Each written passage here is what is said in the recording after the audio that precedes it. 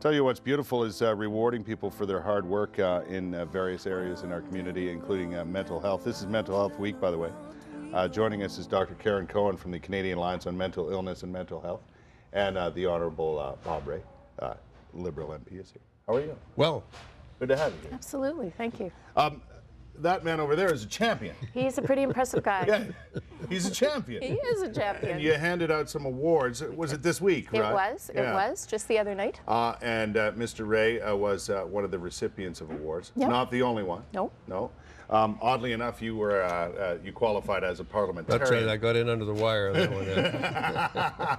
What do these awards mean, first of all, Doctor, if you wouldn't mind? Canadian Alliance Mental Illness Mental Health is an organization of health providers and organizations representing people with lived experience of mental disorders, really coming together to do things like educate the public about mental illness and mental health, and really to call for better access to services and supports. And our champion program is really to recognize leaders like Mr. Ray, who've really done a lot through word or deed to advance the agenda for mental health. Is this a cause of yours? Is this something you concentrate on? Yeah, I've been involved in it for a long time. I mean, I've had my own experiences with depression, which I've talked about, and yeah.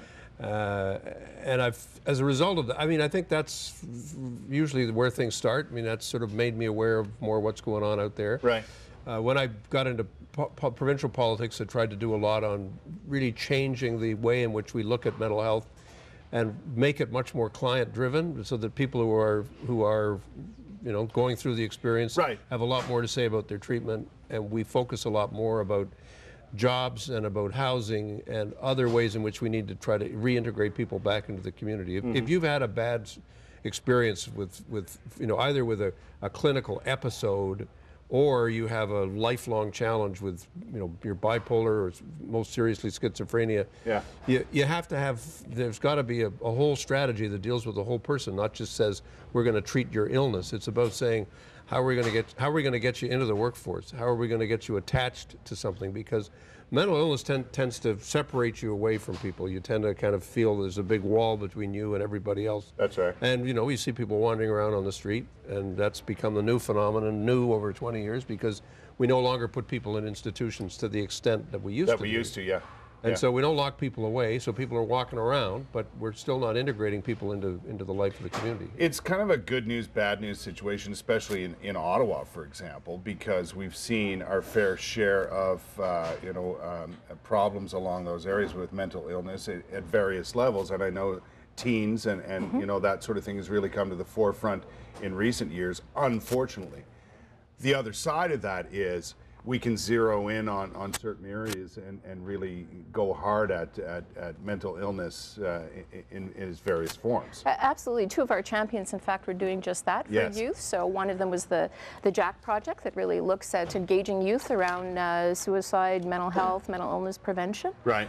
Mind Your Mind, another youth program looking at engaging youth. So right from the get-go, we promote mental health literacy, we get people aware of what services and supports are out there, and we need to do a better job at providing them. I think we are, though, because, and maybe it's due to unfortunate circumstances, but, you have to move in a positive direction when these things occur. And yes, some of it's reactionary, but in the long term, at least we can identify things that are going on in our own backyards. We're doing much better. I mean, I think I'm a big believer that we're identifying issues much more sooner than we did. I think first of all, we're talking about it much more openly. People are coming to grips with their own situation, and we're trying to create a place where people feel safe and people can feel they can talk about it. But we still have a long way to go, and particularly with younger people, the social pressures are huge. The cyber world we're living in has changed everything in terms of communication and people getting messages and sending messages and how that's affecting people, and the pace in which you're communicating with other people is it's much, a new much battle, faster. isn't it? It's a new battle. It's a new battleground. There's no question about it.